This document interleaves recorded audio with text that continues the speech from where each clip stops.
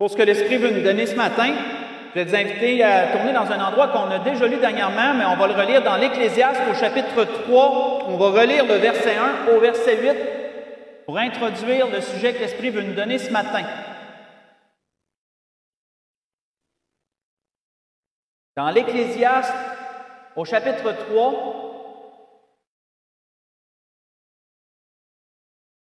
on va lire du verset 1 au verset 8. Plutôt relire. On voit que le roi Salomon, dans sa sagesse, celui qui a écrit l'Ecclésiaste, dit « Il y a un temps pour tout, un temps pour toutes choses sous les cieux. Un temps pour naître et un temps pour mourir. Un temps pour planter et un temps pour arracher ce qui a été planté. Un temps pour tuer et un temps pour guérir. Un temps pour abattre et un temps pour bâtir. Un temps pour pleurer et un temps pour rire. Un temps pour se lamenter et un temps pour danser. Un temps pour lancer des pierres, un temps pour ramasser des pierres. Un temps pour embrasser, un temps pour se tenir, s'éloigner des embrassements. Un temps pour chercher et un temps pour perdre. Un temps pour garder, un temps pour jeter. Un temps pour déchirer et un temps pour coudre. Un temps pour se taire et un temps pour parler. Un temps pour aimer, un temps pour haïr. Un temps pour la guerre et un temps pour la paix. Depuis plus d'une semaine, l'Esprit nous parle de discernement. L'Esprit nous parle de discernement des temps, de cette capacité, par la réflexion et le jugement, à découvrir les moments favorables pour une chose ou pour une autre. Depuis plus d'une semaine, l'Esprit nous parle de ces différents moments favorables, de ces différentes choses que le discernement peut permettre. L'Esprit nous a parlé d'un moment favorable pour voir tout ce qui doit être vu par le discernement spirituel, d'être capable de voir ce qui doit être vu dans les temps où nous sommes. L'Esprit nous a parlé aussi du discernement spirituel pour entendre ce qui doit être entendu dans les temps où nous sommes. L'Esprit veut nous parler ce matin d'un discernement spirituel pour savoir quand parler et quand se taire dans les temps où nous sommes. Parce que, frères et sœurs, le discernement spirituel amène aussi ce fait. Comme Salomon le disait, il y a un temps pour toutes choses, mais il y a un temps pour parler et un temps pour se taire. Voyons cela ce matin, ce que l'Esprit veut nous dire. Et ça va être aussi profond que le reste. Tournons dans Amos au chapitre 5 pour continuer. Dans le livre d'Amos au chapitre 5, et voyons ce fait que par l'Esprit, par le discernement, nous pouvons comprendre qu'il y a un temps pour se taire. On voit que le prophète Amos va nous parler de cela dans Amos au chapitre 5. On va débuter notre lecture du verset 1 au verset 3 et ensuite on va sauter au verset 10 jusqu'au verset 13. On voit qu'Amos, le prophète, disait « Écoutez cette parole, cette complainte que je prononce sur vous, maison d'Israël. Elle est tombée, elle ne se relèvera plus. La Vierge d'Israël, elle est couchée par terre. Nul ne la relève. Car ainsi parle le Seigneur l'Éternel, la ville qui mettait en campagne 1000 hommes n'en conservera que 100. Et celle qui mettait en campagne 100 hommes n'en conservera que 10 pour la maison d'Israël. » Si on saute ensuite au verset 10, il est dit « Ils haïssent celui qui les reprend à la porte, et ils ont en horreur celui qui parle sincèrement. Aussi parce que vous avez foulé le misérable et que vous avez pris de lui du blé en présent, vous avez bâti des maisons en pierre de taille, mais vous ne les habiterez pas. Vous avez planté d'excellentes vignes, mais vous n'en boirez pas le vin. Car je le sais, vos crimes sont nombreux, vos péchés se sont multipliés, vous opprimez le juste, vous recevez des présents et vous violez à la porte le droit des pauvres. Voilà pourquoi, en des temps comme ceux-ci, le sage se tait, car ces temps sont mauvais. » Recherchez le bien et non le mal, afin que vous viviez, et qu'ainsi l'Éternel, le Dieu des armées, soit avec vous, comme vous le dites. On va arrêter ici. Le temps d'Amos est assez particulier, parce qu'au temps d'Amos, il vivait une période qui était quand même optimiste. À première vue, en apparence, c'était optimiste. Ils avaient passé des temps plus difficiles, mais maintenant, les affaires reprenaient. Les affaires reprenaient, et même on pourrait dire qu'elles étaient jusqu'à un certain point florissantes. Tout semblait bien et prometteur à la surface. Mais, en dessous de la surface, c'était moins bien. En dessous de la surface, c'était la cupidité, c'était l'injustice qui dominait. En dessous de la surface, l'hypocrisie religieuse avait remplacé la pure adoration de Dieu. De sorte qu'il y avait un faux sentiment de sécurité parce que les affaires semblaient bien aller, les choses semblaient reprendre leur cours. Sauf qu'il y avait un endurcissement qui s'était installé par rapport à Dieu et par rapport à ses jugements. Et Amos, qui n'était pas un érudit, qui n'était pas quelqu'un d'instruit, c'était un fermier, a été pris par Dieu dans le champ et il a été choisi pour annoncer son jugement sur la maison d'Israël. Comme je le mentionnais, depuis le schisme qui s'était passé sous Salomon, après le règne de Salomon, 10 tribus étaient d'un côté, 2 tribus étaient d'une autre. Amos a été choisi de Dieu pour annoncer ses jugements à la maison d'Israël, tandis que beaucoup d'autres ont été choisis, comme Ésaïe, etc., pour la maison de Juda. Amos a été choisi pour annoncer le jugement de Dieu sur la maison d'Israël. Le nom d'Amos en tant que tel est intéressant. Laisse-moi m'arrêter là-dessus. Le nom d'Amos vient de l'hébreu Amas. Amas qui veut dire lever un poids, porter un poids. Et on voit que c'est un peu ça, parce que Dieu avait pris ce fermier et l'avait mandaté à porter le poids d'annoncer son jugement à la maison d'Israël. Donc on voit qu'Amos portait son nom. Dans ce sens, son nom était prophétique, un peu de son ministère, si je pourrais l'exprimer comme ça. Mais pourquoi dit-on qu'Israël avait vécu des temps difficiles? C'est parce que Dieu avait déjà fait venir sur eux par le passé, un passé pas si lointain, ils s'en remettaient. Dieu a fait venir sur eux la famine, Dieu avait fait venir sur eux la peste, mais ils ne s'étaient pas repentis. Ils n'avaient pas reconnu que c'était Dieu qui les appelait à la repentance. Ils avaient traversé ces choses, et là, ça semblait comme un épisode passé, et les choses semblaient reprendre leur cours, mais ils n'avaient pas compris que Dieu les avait appelés à travers ces fléaux à la repentance. On a lu dans chapitre 5, versets 1 à 3, on ne le relira pas, mais Dieu leur annonçait un fléau à venir. Dieu leur annonçait la guerre à venir. Et Dieu leur disait, par cette guerre, je vais réduire votre population. Je vais amener la mort et réduire votre population. De sorte que, comme on a lu dans une ville, s'ils en sortaient avant temps, mais ils vont en sortir beaucoup moins. Ils seraient beaucoup moins nombreux. Dieu réduirait leur population. Et en plus, Dieu allait faire autre chose. Dieu enjoindrait à ses sages, à ceux qui discernent les temps, de se taire. Dieu leur enjoindrait de se taire, car c'était des jours mauvais. Dieu leur enjoindrait de se taire, de sorte que, comme il est dit un peu plus loin, Dieu amènerait la famine en Israël. Mais pas la famine de blé, pas la famine de nourriture. Il est dit, « Voici les jours viennent, dit le Seigneur l'Éternel, où j'enverrai la famine dans le pays, non la disette du pain et la soif de l'eau, mais la faim et la soif d'entendre les paroles de l'Éternel. Ils seront errants d'une mer à l'autre, du septentrion à l'orient. Ils iront ça et là pour chercher la parole de l'Éternel et ils ne la trouveront pas. En ces jours-là, ils ne la trouveront pas. Excusez-moi, ils seront... Oui, c'est ça, ils ne la trouveront pas.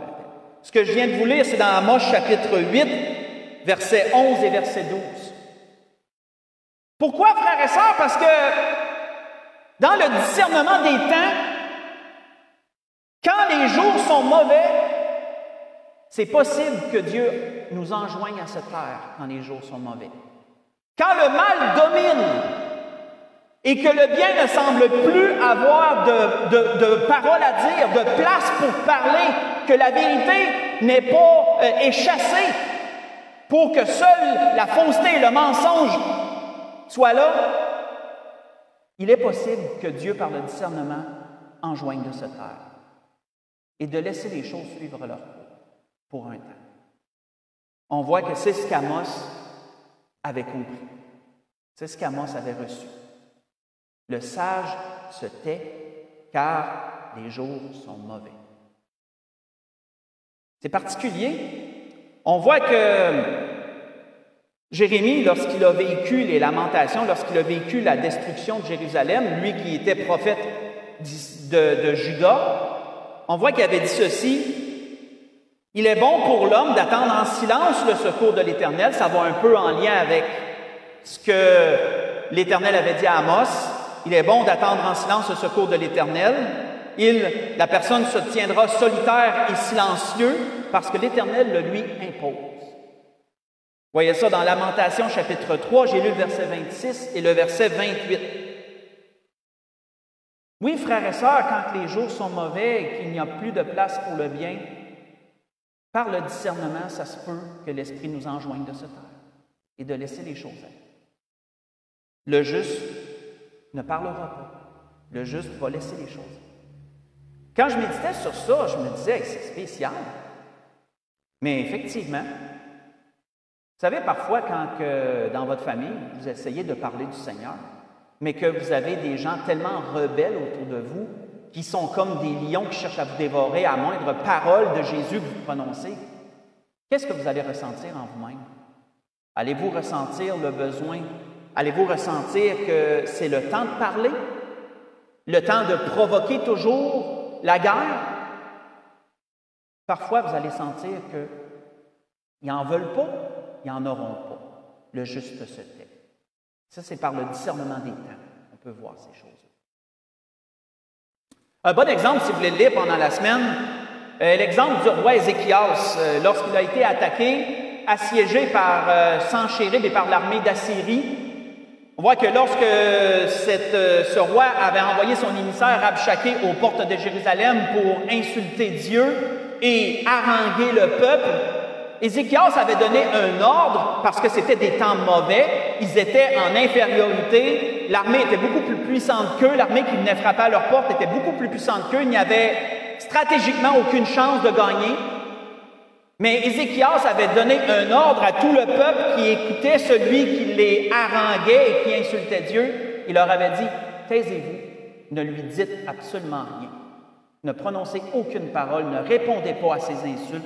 Vous vous taisez et vous laissez passer. » Vous pourrez voir ça dans Ésaïe 36, verset 13 au verset 21, si vous voulez le relire pendant la semaine.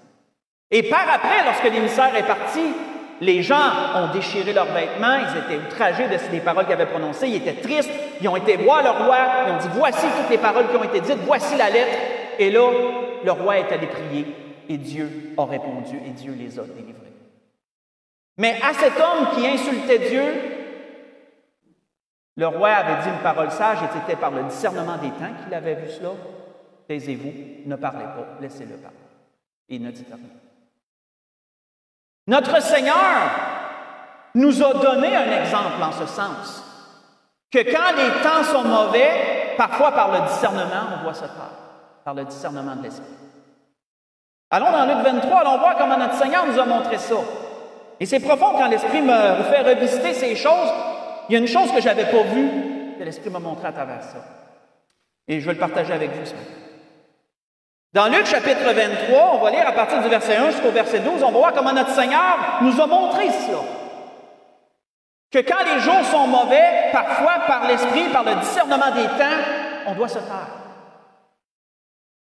On voit dans Luc chapitre 23 après que le Seigneur ait été jugé en secret par les sacrificateurs, un genre de Sanhédrin mal reconstitué en pleine nuit, comme n'était pas l'habitude de se faire, mais il voulait juger rapidement le Seigneur pour l'expédier tout de suite devant Pilate, pour que les choses s'encourent pour qu'est-ce qu'eux autres avaient en vue, qui était sa crucifixion finale. On voit qu'il nous est dit, à partir du verset 1 du chapitre 23, « Ils se levèrent tous et ils conduisirent Jésus devant Pilate. Ils se mirent à l'accuser, disant, « Nous avons trouvé cet homme excitant notre nation à la révolte, empêchant de payer le tribut à César, se disant lui-même Christ, roi. » Pilate l'interrogeant en ces termes, « Es-tu le roi des Juifs? » Jésus lui répondit, « Tu le dis. » Pilate dit aux principaux sacrificateurs et à la foule, « Je ne trouve rien de coupable en cet homme. » Mais ils insistèrent et dirent, « Il soulève le peuple, enseignant par toute la Judée, depuis la Galilée, où il a commencé jusqu'ici. » Donc, dans un premier temps, pour vraiment nous mettre en contexte, Jésus est amené par les sacrificateurs et par leur garde personnelle, les huissiers, est amené devant Pilate. Il y a une certaine foule. Et là, les sacrificateurs sont d'un côté, insultent sans vergogne le Seigneur, l'accusent de tous les maux possibles qu'ils pouvaient lui mettre sur le dos. Et le Seigneur ne leur dit pas un mot à eux autres. Le Seigneur ne leur parle pas. Pilate, lui, est un peu, comment je pourrais dire, c'est un Romain qui ne connaît pas vraiment tout ce qui a trait à la loi et toutes les disputes juives. Fait que lui, il écoute ce qu'on lui dit, puis il pose une question au Seigneur. Le Seigneur lui répond. Jusque-là, le Seigneur lui répond. Le Seigneur ne commence pas une grosse conversation. Le Seigneur lui donne seulement la réponse qu'il a demandée. Parce que c'est un homme qui se fait amener une cause, puis il veut juste comprendre un peu qu'est-ce qui se passe. Mais à tous ces sacrificateurs qui l'insultent, le Seigneur ne leur dit rien. Pourquoi? Parce que le Seigneur leur a précédemment parlé. Lorsqu'il était de nuit et qu'ils lui ont demandé « Es-tu le Christ? » C'est là que le Seigneur a seulement répondu « Oui, je le suis. » Et vous verrez désormais le Fils de l'homme venir à la droite du Père. C'est la seule chose que le Seigneur leur a dit. Mais sinon, le Seigneur ne leur a pas parlé. Et là, le Seigneur ne leur parlait plus. Il ne leur parlait plus. Même s'il l'insultait, même, on voit, si vous voulez lire pendant la semaine, dans Matthieu 27, 11 à 14, que Pilate était surpris, puis il dit à Jésus, il dit, « Tu réponds rien à tout ce qu'ils te disent? » Non. Parce que dans le discernement des temps, il y a un temps pour se taire. Le Seigneur ne leur parlait plus. Le Seigneur leur avait dit ce qu'il avait à dire. Et là, ils l'insultaient sans vergogne, n'ont pas voulu recevoir ce que Jésus leur a dit. Le Seigneur ne leur parlait plus. Le Seigneur a répondu à Pilate parce qu'il y avait des questions. Mais qu'est-ce qu'on voit par la suite, au partir du verset 6? On voit que Pilate, quand il a entendu parler que Jésus viendrait de la Galilée, parce que c'était méconnu, hein? Jésus était né à Bethléem, mais ça, cette partie-là était un peu méconnue, fait que les autres pensaient qu'il venait de la Galilée. Bien, il a entendu parler de la Galilée, il a demandé si cet homme était galiléen, et ayant appris qu'il était sous la juridiction d'Hérode, il le renvoya à Hérode, qui se trouvait aussi à Jérusalem en ces jours-là. Et lorsqu'Hérode vit Jésus, il en a une grande joie, car depuis longtemps il désirait le voir à cause de ce qu'il avait entendu dire de lui. Et il espérait qu'il le verrait faire quelques miracles. Il lui adressa beaucoup de questions, mais Jésus ne lui répondit rien. Les principaux sacrificateurs et les scribes étaient là et l'accusaient avec violence. Hérode, avec ses gardes, le traita avec mépris, et après s'être moqué de lui et l'avoir revêtu d'un habit éclatant, il le renvoya à Pilate. Ce jour même, Pilate et Hérode devinrent amis d'ennemis qu'ils étaient auparavant. Pour cette deuxième rencontre, je dirais cette deuxième interrogatoire, on voit un homme qui était content de voir Jésus, content par curiosité, pas parce qu'il avait soif de vérité, content par curiosité parce qu'il avait entendu parler que Jésus était un homme qui avait accompli des choses extraordinaires, puis il s'est dit hey, peut-être que je vais avoir l'occasion d'en voir devant moi. Les sacrificateurs qui ont accusé Jésus devant Pilate ont suivi le procédé, ils ont suivi, et là, on recommençait à l'accuser avec véhémence devant Hérode. Hérode posait des questions à Jésus, mais Jésus n'a pas répondu à personne.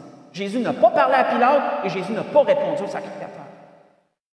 Pourquoi Jésus n'a pas répondu? J'ai dit Pilate, excusez-moi, Hérode. Pourquoi Jésus n'a pas parlé à Hérode? Bien, quand vous faites des recherches, vous allez voir que c'est ce Hérode qui a décapité Jean le Baptiste. C'est celui-là qui a fait décapiter Jean le Baptiste. Jean avait déjà parlé à Hérode de ses péchés. Jean l'avait ouvertement, comment je pourrais dire, repris sur son adultère avec Hérodia et autre chose. Et comme réponse, Hérode le fait finalement décapiter. Jésus n'avait plus rien à dire à Hérode. Hérode avait son jugement. Et c'était quoi ce jugement? C'était le silence. C'était le silence de Dieu. Le Seigneur n'a rien dit à Hérode. Malgré qu'il était content de le voir. Lui, sans doute qu'il ne faisait plus le lien avec qui avait fait décapiter le cousin à Jésus, parce que Jean, c'était le cousin de chair à Jésus. C'est ça le cousin? Oui, oui. Mais non. Lui, il s'attendait à avoir des miracles, s'attendait à avoir Jésus qui parle. Non, pas un mot. Puis les sacrificateurs, Jésus n'avait plus rien à leur dire. Il avait déjà reçu leur parole. Il l'avait rejetée. Donc, et voyez-vous que tous ces jours que le Seigneur a vécu, ce temps-là était très mauvais. Ça revient à ce qu'Amos dit. Dans les temps qui sont mauvais, le sage se tait. Ça, c'est par le discernement des temps qu'on peut voir ces choses. On voit qu'au final, ce que le Seigneur a fait ici, il a accompli une parole qu'il avait dit précédemment, où le Seigneur avait dit « Ne donnez pas les choses saintes aux chiens et ne jetez pas vos perles devant les pourceaux, de peur qu'ils ne les foulent aux pieds et se retournent et ne vous déchirent. » Vous voyez ça dans Matthieu 7, verset 6. C'était ça qui s'accomplissait ici. Le Seigneur n'a pas donné ses perles aux pourceaux. Par le discernement des temps, le Seigneur s'est tu.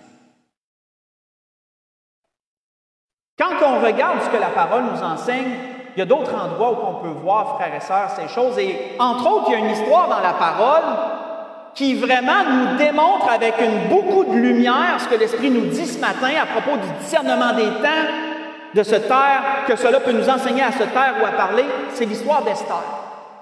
L'histoire d'Esther, elle est criante de vérité dans ce sens-là. Si on voudrait avoir une histoire qui englobe le sujet de ce matin, c'est l'histoire d'Esther. Parce que dans l'histoire d'Esther, qu'est-ce qu'on voit? Et on ne lira pas nulle part parce qu'on a déjà lu l'histoire d'Esther dernièrement. Référez-vous au message que j'avais prêché il y a quelques semaines, quelques temps, la face cachée de l'histoire d'Esther. Ça s'appelle quelque chose de même. Où on voyait les dessous de l'histoire d'Esther, les dessous qu'on n'a pas souvent entendu parler, là. Mais dans l'histoire d'Esther, nous savons que Dieu est silencieux. Pendant toute cette période-là, nous ne voyons pas un Dieu qui parle. Il n'y a pas de prophète, la loi n'est pas lue, il n'y a rien. Dieu est silencieux. Pourquoi? Parce que ce sont des temps mauvais. Pourquoi l'histoire d'Esther est dans des temps mauvais? C'est parce que le peuple avait été invité à retourner à leur terre natale et ils avaient décidé volontairement de demeurer sous le règne, sous le joug des Perses, quitte à être assimilés par leur culture et par leurs habitudes. Ils avaient choisi de demeurer en Perse à la place de retourner en Terre Sainte. Et c'est pourquoi Dieu est silencieux dans l'histoire d'Esther. Dieu ne parle pas. Dieu accomplit sa propre parole. Dans les temps mauvais, le sage se tait. Dieu n'a pas parlé dans l'histoire d'Esther. Mais nous voyons plus. Nous voyons que Dieu n'a jamais quand même abandonné son peuple dans cette histoire. Nous voyons sa main dans toute l'histoire. Nous ne voyons pas sa parole, nous n'entendons pas sa parole, mais nous voyons sa main dans l'histoire. On voit que dans les débuts, lorsqu'Esther a été choisie pour remplacer la reine Vasthi, on voit que son oncle, Mardoché, lui dit quoi? Tu ne diras pas ta nationalité. Tu vas taire cette information, tu ne dis pas d'où tu viens. Et donc, Esther, qui obéissait à Mardoché comme s'il était son père, elle a tué cette portion, elle n'a pas dit qu'elle était juive.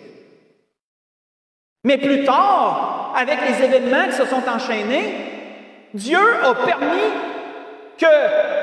un temps pour se taire, mais Dieu a permis un temps pour parler aussi.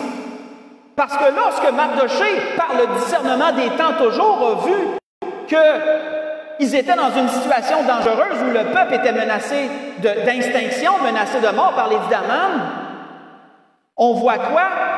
On voit que Mardoché a dit à Esther, qui sait si c'est pas pour un temps comme celui-là que tu es devenue reine, c'est à toi d'aller parler au roi. Il y a un temps pour parler aussi par le discernement de l'esprit, il y a un temps pour parler.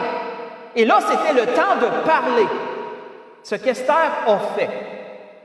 Et on voit qu'après 2 festins, pas après un, après 2 festins, Esther lâche la bombe, si je pourrais dire, qu'elle avait en réserve. Elle dit à son mari, à son roi, « Je demande une chose, c'est que tu me gardes la vie. » Et là, le roi, « De quoi tu parles? J'en veux pas à ta vie. » « Comment ça, ta vie est en danger? » « À cause d'Aman, parce que je suis juive. » Oh! Je suis juive. Et l'édit est contre les Juifs. Et là, le roi se rend compte qu'il s'est fait avoir par celui en qui il avait le plus confiance. Mes frères et sœurs, par le discernement des temps, cette parole était vraiment au bon moment portée, parce que ça l'a porté un coup fatal, parce que même Aman ne se doutait même pas qu'elle était juive. Fait que quand il a vu qu'il avait, par son édit, menacé la reine elle-même, oh, là, ça ne marchait plus, là, c'était plus pareil, là. Et que là, vous connaissez la suite de l'histoire, hein, il s'est jeté aux genoux d'Esther, mais là, le roi, il était parti un peu dépompé, réfléchir, il revient, puis il voit Aman aux genoux d'Esther, mais là, pour lui, c'est comme, il la harcèle en plus, mais là, ça a fait débouler. Mais Dieu s'est servi de ça pour apporter à son peuple une délivrance. Dieu a enjoint un temps par le discernement de l'esprit pour se taire, mais il a enjoint un temps par le discernement de l'esprit pour parler. Et ce temps-là qui a été pris pour parler a sauvé tout un peuple. Ça a été dit au bon moment. La parole qui est à propos. Et ça aussi, ça vient du discernement des temps. Savoir parler quand c'est le temps de parler. Donner la bonne information au bon moment. C'est pas pour rien que Salomon disait, quand il a parlé qu'il y a un temps pour tout, qu'il a dit à la fin, pas à la fin, mais un peu plus loin, il a dit « Dieu fait toutes choses belles en son temps ». C'est exactement ça. Si vous voulez lire pendant la semaine encore dans l'Ecclésiaste, on ne lira pas, mais si vous voulez lire pendant la semaine, vous pouvez lire une belle histoire dans Ecclésiaste 9, versets 13 à 18, où il nous est parlé d'un pauvre qui était sage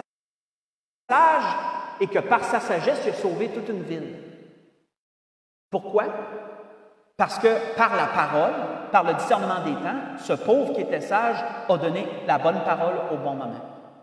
Mais on voit que malheureusement, Ecclésiaste nous apporte une morale triste, c'est que ce pauvre a été complètement oublié, puis sa parole a été méprisée. C'est ce qu'il dit par la suite. Mais vous voyez tout ça dans... Mais, par la parole placée au bon temps, peut arriver de grandes choses. Ça, c'est par le discernement des temps aussi qu'on le voit. Avant d'aller à la conclusion, voyons une dernière chose. Allons dans Job, chapitre 32. Dans Job, chapitre 32, parce qu'on va voir un autre qui nous a montré un discernement de temps, c'est Élihu. C'est Élihu, celui qu'on ne connaissait pas la provenance ou la présence jusqu'à ce qu'il parle.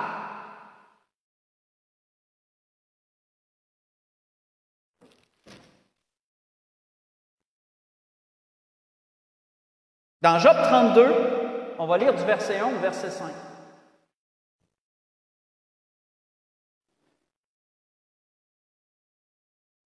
Il est dit, ces 3 hommes, Job 32, à partir du verset 1, il est dit, ces 3 hommes, les 3 amis de Job, cessèrent de répondre à Job parce qu'ils se regardaient comme justes. Pour ceux qui ont lu le livre de Job, vous le savez, le livre de Job est majoritairement un livre où nous voyons 3 personnes accuser une personne et nous voyons une personne se croire juste devant Dieu et répondre aux 3 autres. Et il y a ce discours entre les 3 où chacun énonce ce qu'il pense par rapport à Dieu et par rapport à la personne en question, Job. Et nous voyons Job répliquer à chacun en rapport à ce que lui croit de lui-même et ce qu'il croit de Dieu aussi. Et c'est ça le livre de Job. Mais nous voyons qu'à un moment donné, tout le monde a épuisé ce qu'il avait à dire. Les 3 amis n'ont plus de parole à donner à Job et Job, lui, n'a plus rien à répliquer. Et nous voyons ici, parce que c'est à ce moment-là que ça se passe, un homme, un plus jeune que les autres, qui était là, qu'on ne connaissait pas la présence, mais qui était arrivé dans l'entrefait puis qui avait écouté. Il avait laissé tout le monde parler. Il avait laissé tout le monde parler puis il avait juste écouté. Il est dit alors, au verset 2, s'enflamma la colère d'Élihu, fils de Barakéel, de Buz, de la famille de Ram. Sa colère s'enflamma contre Job parce qu'il se disait juste devant Dieu. Lui, il avait tout écouté. Il avait tout suivi. Et il en voulait à un comme aux autres. Il en voulait à Job de se croire juste devant Dieu, parce que nul homme peut prétendre être juste devant Dieu. Donc, il en voulait à Job pour ça. Puis il en voulait aux trois autres, parce qu'il n'avait pas trouvé de choses à répliquer. Et sa colère s'enflamma contre ses trois amis, parce qu'ils ne trouvaient rien à répondre, et que néanmoins, il condamnait Job. Et comme il était plus âgé que lui, Élieu avait attendu jusqu'à ce moment pour parler à Job. Mais voyant qu'il n'y avait plus de réponse dans la bouche de ces trois hommes, Élieu s'enflamma de colère. Et Élieu, fils de Barkéel de Bus, prit la parole et dit, mais là, on ne lira pas tout ce qu'il a dit, là, parce que ça irait long. Mais frères et sœurs, qu'est-ce qui a permis à cet homme de parler au moment où il a parlé?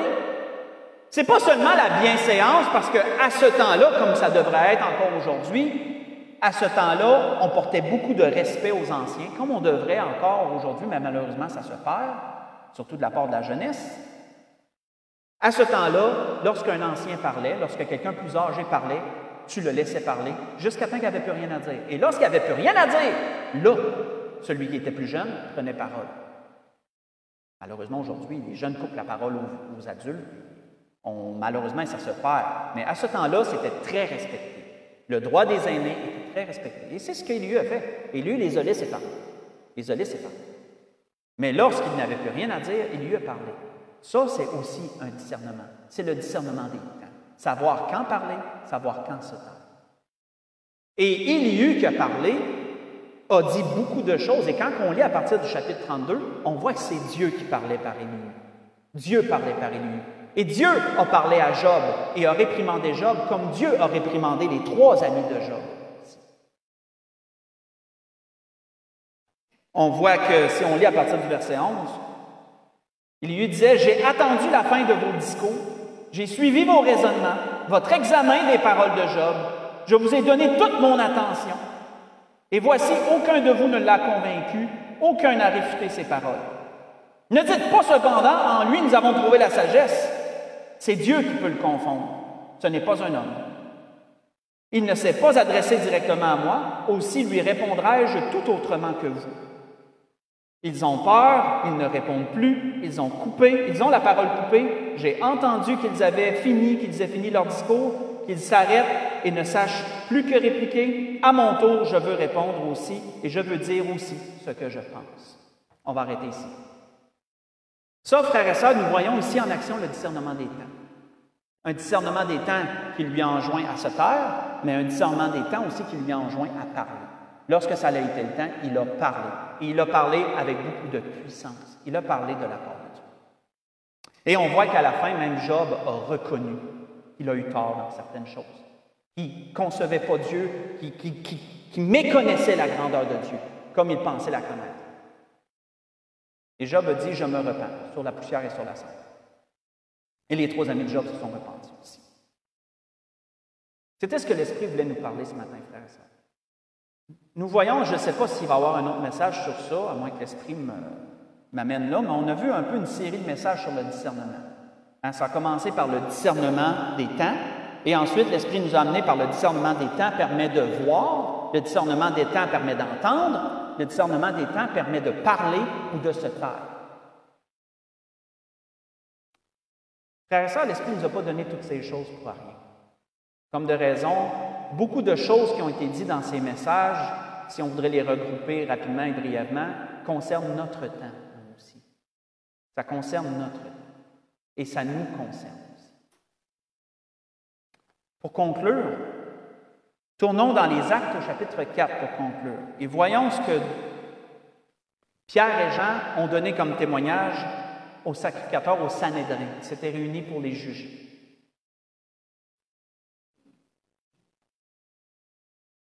Dans les Actes au chapitre 4, on va lire à partir du verset 18 jusqu'au verset 20. Et on va conclure là-dessus.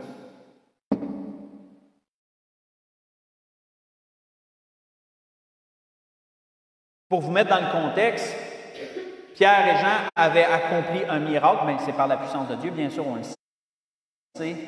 Il y avait un aveugle qui avait été guéri. C'est bien un aveugle, si ma mémoire est bonne.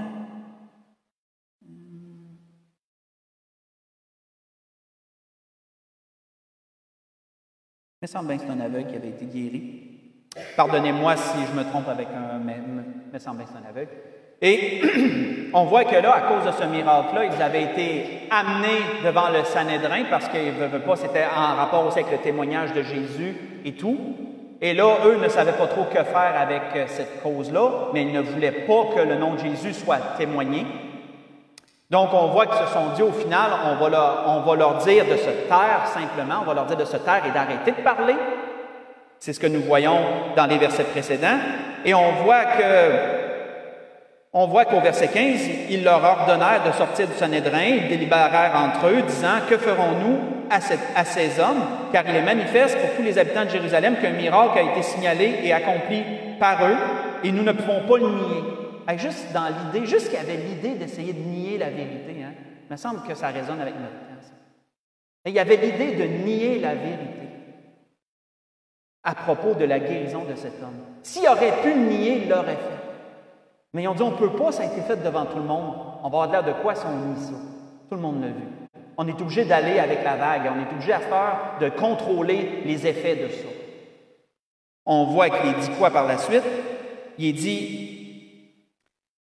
dit, mais afin que la chose ne se répande pas davantage parmi le peuple, défendons-leur avec menace de parler désormais à qui que ce soit en ce nom-là, en parlant du nom de Jésus. Et les ayant appelés, ils leur défendirent absolument de parler et d'enseigner au nom de Jésus. Pierre et Jean leur répondirent, « Jugez s'il est juste devant Dieu de vous obéir plutôt qu'à Dieu, car nous ne pouvons pas ne pas parler de ce que nous avons vu et entendu. » On va arrêter ici. Vous savez, frères et sœurs, quand on possède le discernement par l'Esprit, le discernement des temps, et que par le discernement des temps, l'Esprit nous enjoint à parler, nous ne pouvons pas ne pas parler. Nous ne pouvons pas se taire. Contrairement que si l'Esprit nous enjoint par d'autres temps de se taire, bien là, à ce moment-là, on ne peut pas parler. Donc, il y a un temps pour se taire, un temps pour parler, et le discernement des temps permet de comprendre ces choses. Puisse le Seigneur nous accorder la grâce d'avoir le discernement de voir ce qui doit être vu dans les temps où nous sommes, d'avoir le discernement d'entendre ce qui doit être entendu dans les temps où nous sommes, et avoir le discernement de parler et de se taire dans les temps où nous sommes.